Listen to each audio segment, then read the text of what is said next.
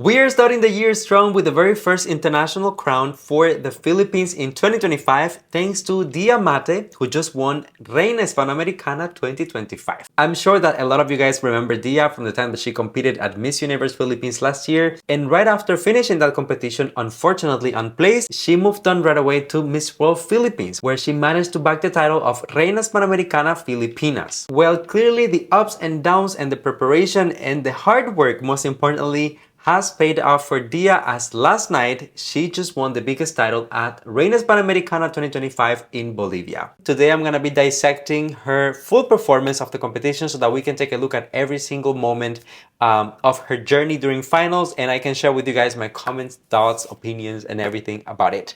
You already know, if you enjoyed this, don't forget to drop a like, comment, subscribe, and if you want to support the channel even further, hit the join button down below to become a member. I'm very excited for this one, so I'll keep the intro short. Let's get right into it.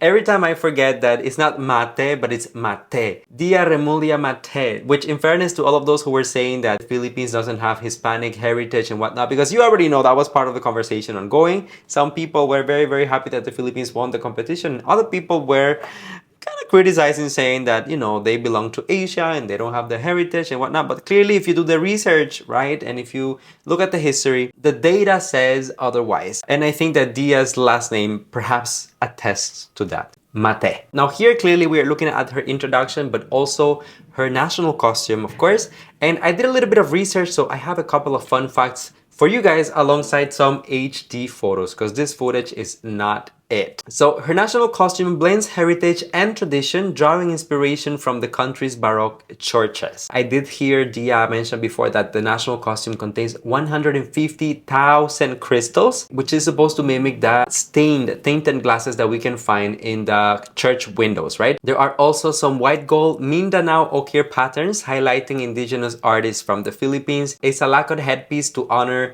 Filipino farmers as well, and she's also carrying a feather pen and lamp accessories to pay tribute to Filipino poetry. The national costume was designed by Aaron Montoya, who honestly delivers excellence every single time that they make a national costume, gown, you name it. This designer is extremely talented. So I'm very happy to see the craftsmanship and all of the time and dedication put into Dia's national costume. It's just the beginning of the journey, so let's move on.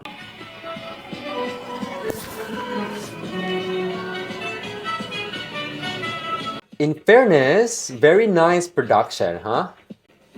And they all get a moment to like showcase the national costumes, so that's nice. I wonder why they're just like standing. Nobody's moving. They're just dancing on the spot, so whoever is in the front, they get to showcase the national costume. Whoever is at the back, well, they're at the back. Luckily for Dia, she got the front spot, right? Alright, let's get into the swimsuit competition. Ooh, okay, the girl brought the show. She brought the entertainment factor, the kabog.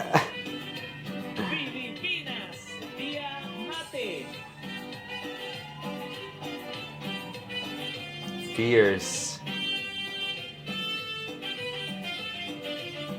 It's very clear to me that Dia was preparing for Reina Hispanoamericana for quite some time, not just because of her language skills that she did manage to showcase every single time that she got that she was near a microphone, but also you can see it on the runway as well, right? She's bringing up some prepared routines, some turns. You clearly see that there was an intention to be a little bit more on the fierce side, a little bit more daring, rather than just sticking to, I would say, the more subtle and delicate type of passerella, which if you ask me, I think is the right strategy, because this is a Latin American pageant, so the girls have to show up and show out. I think she looks good. The energy is giving. Her body is fit, proportional, and although Dia is not the tallest woman, I think that she looks incredible overall with her styling and her presentation for the swimsuit gown. So far so good. All right, now we have the evening gown competition.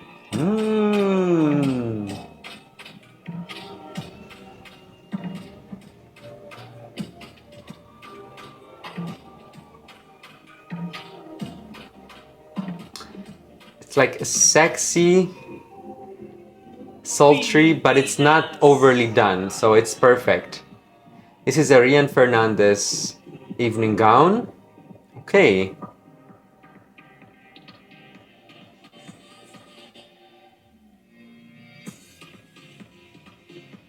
It is safe to say that Dia brought her A game when it comes to the designers. I mean, Era Montoya as well as Rian Fernandez, these are very known and respected designers in the Philippines, and I think that for both the opening with the national costume as of now with the evening gown, she looks absolutely incredible. I really like the contrast between the swimsuit competition where she was a little bit more out there, more on the performance side of things, a little bit more, you know, glamazon and enjoying herself on the runway. Then here on the evening gown, I think that she gave us a completely different side of her, which is a bit more subtle, it's a bit more delicate, it's a bit more feminine, but you still have that sexy, playful edge that, again, as I said, it's something that in Latin pageantry we kind of enjoy. I like to see the girls who are not scared to kind of own their fierce side and showcase it on stage. In terms of the design and color of the gown, it's a pretty standard evening gown that we could see on a pageant stage, so there's nothing revolutionary per se. But again, as I said, coming from the designers that she's been working with, you know that the craftsmanship, the detail,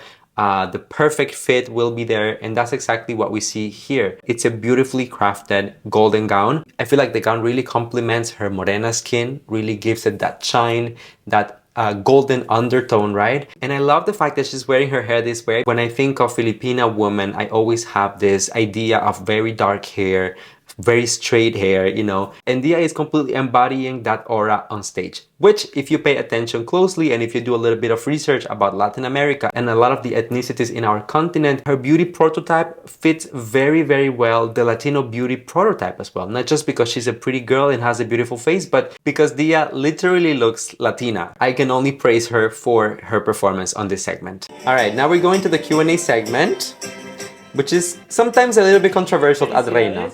Let's see. Pregunta es del doctor Javier Pacheco y nuevamente el traductor. Por favor. If you remember, sometimes I have problems with the translators at Reina. Go watch my video with Emmanuel Vera at Reina Hispanoamericana. I was not super happy with the translator, but let's see how this one handles it. Doctor Javier Pacheco, lo escuchamos. Buenas noches. ¿Qué valor consideras que es fundamental para construir una sociedad más justa y cómo lo aplicas en tu vida? Good evening. What value do you think is the most important to create a fair society, and how do you think this is important? Okay. He did give an accurate translation. Did hesitate a little bit towards the end, but at least he gave accurate. So I'm okay so far. I hope that he's gonna do the same with her answer.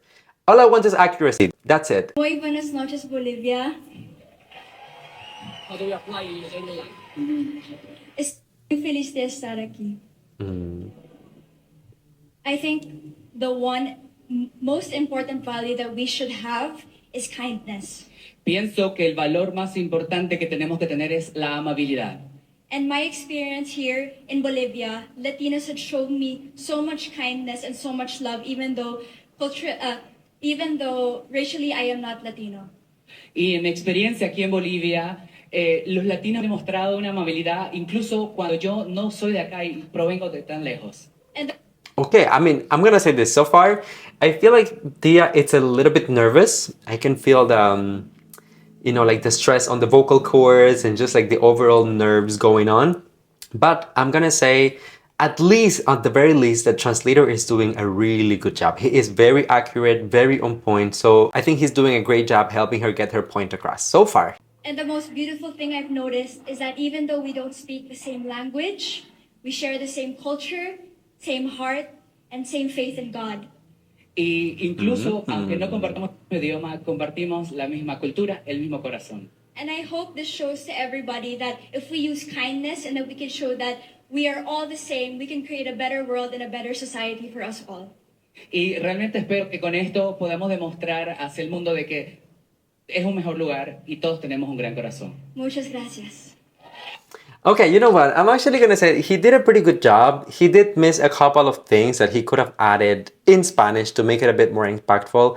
I mean, I'm sure that it is no coincidence that Dia decided to bring up the religion, right? She said that we share a similar culture, we share similar values, and then we also share similar religious background, right? For anyone who has ever been to the Philippines, you know how important religion is in the Philippines.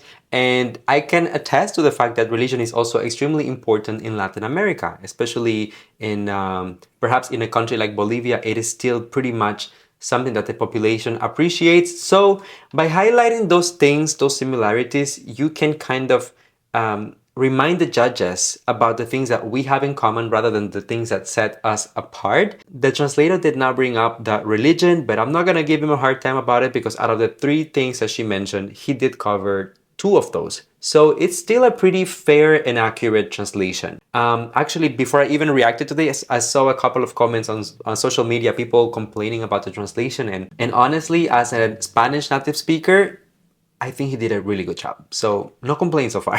Nuestra Reina Hispanoamericana 25. Okay, here we go with the crowning moment, which was going viral on social media, and I also got to share it on my social media pages as well.